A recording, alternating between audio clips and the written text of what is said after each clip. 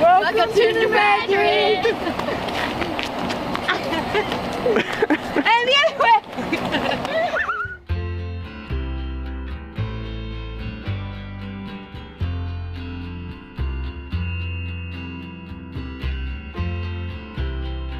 So we've made it to New Madrid and got a warm welcome from some people checking out the American Queen behind me, which tours up and down the Mississippi River, and their destination is also New Orleans, Louisiana.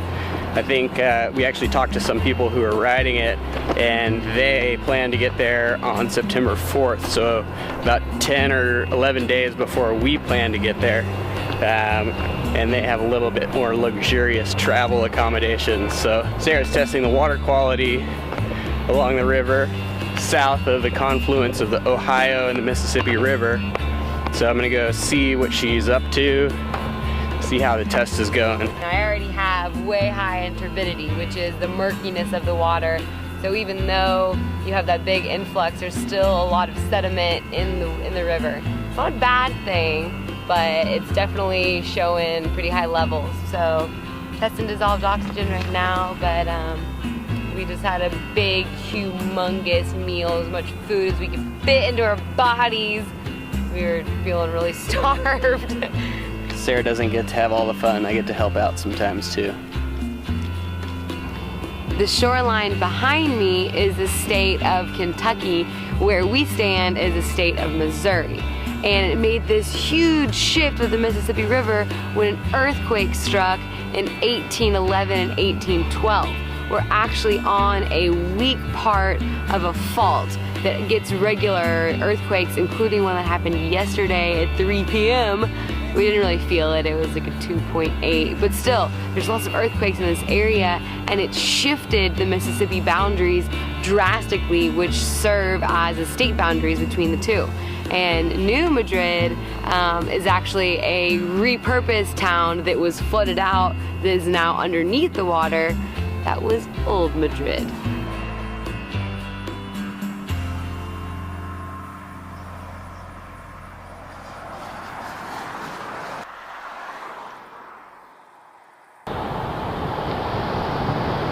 We're standing right at the border of Arkansas and Tennessee, about to cross over into Memphis after an emotional roller coaster day. We woke up in a motel and it was pouring rain. We planned on leaving super early. Then we decided that maybe we should hitchhike, and we attempted hitchhiking, asked like 8 people. They all said no in various ways. And then his sheriff was kind of watching out, and we could definitely tell he was waiting for us to leave. So we left, and we have now biked about 70 miles, and we had made it before sundown. Still have a few more miles to go to get to our friend's house, but we avoided the rain. Somehow we kind of just stayed just north of the rain as it traveled south. And we're straddling the mighty Mississippi. It's freaking humongous down here.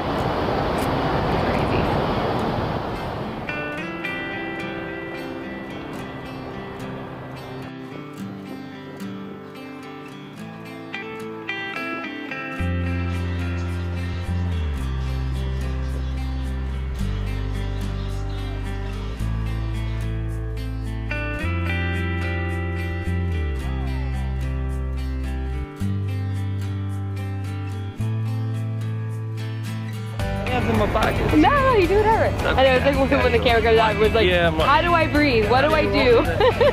No, I watched some of y'all's videos. They were pretty informal for the most part. Yeah, absolutely. Yeah, we're trying to get layman's terms for our viewers who aren't familiar with all the I'm water a civil jargon. engineer, so hopefully I won't get too technical. My name is Zack Cook, and I am actually the Mississippi River Channel Improvement Project Manager for the Army Corps of Engineers here in the Memphis district. Our primary responsibilities is maintaining the navigation channel.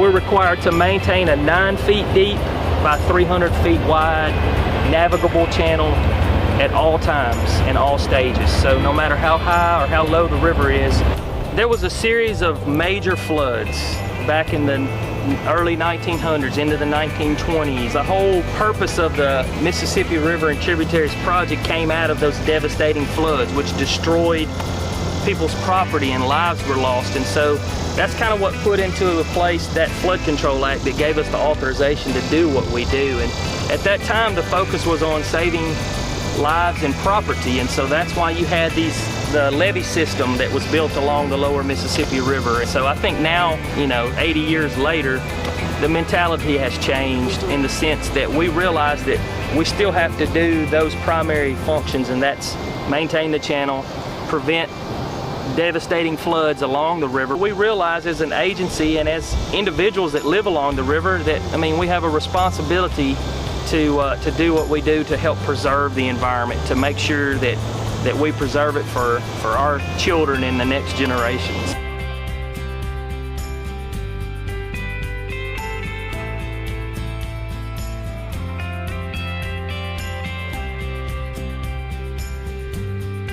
I am Brian Waldron, and I am a professor here at the University of Memphis. I teach civil engineering, primarily water, and I run a research center called the Center for Applied Earth Science and Engineering Research.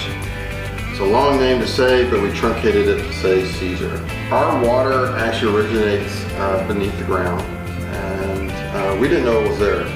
It was back in 1800s, late 1800s. The yellow fever epidemics were huge in the southern United States, and Memphis had many yellow fever epidemics. The largest one was in 1878, and there were 5,000 deaths and 20,000 sick, and Memphis fled. Memphis lost its charter as a city. So they were no longer a city and would likely never be a city again. And we used to get our water, drinking water, from the Wolf River, local tributary. So there was this guy who owned R.C. Graves and owned an ice company, and he needed a good water source, so he drilled a well. And he kept drilling and drilling and drilling, and went more than 350 feet, went through a clay layer and hit the Memphis sand, which is our primary drinking water system, and it was under so much pressure that water shot all the way up to the surface and flowed out into the streets. And that is why Memphis is here, is because of our water.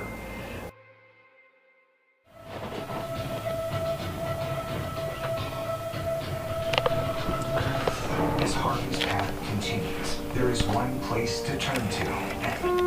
A tornado warning has been issued for our area. We've made it to Senatobia, Mississippi, and we are at a WarmShowers host. Thanks, Jeff. And there's a tornado warning right now, so we're watching the weather, and we've already scouted out a place in the center of the house to take shelter if we need to. So, how do you feel? We decided not to ride today. Yeah, we pushed yesterday 40 miles after we had 2 interviews and biked all around Memphis, but we decided to be somewhere south before the hurricane tropical storm hit again. And I wanted to push on today, but didn't realizing with the wind advisory and potential for tornadoes. Okay, yeah, maybe we should stay put. Yeah, so we're thinking of our family in Houston and the Texas area and all of our friends who've been affected by that hurricane. Yeah. And we're also feeling the effects of Hurricane Harvey all the way up in northern Mississippi. So. And there's another hurricane in the Atlantic Ocean right now. It was predicted to be a really strong hurricane season, and that is definitely coming true. And I hope that Harvey's the worst of what comes, but who knows? Yeah.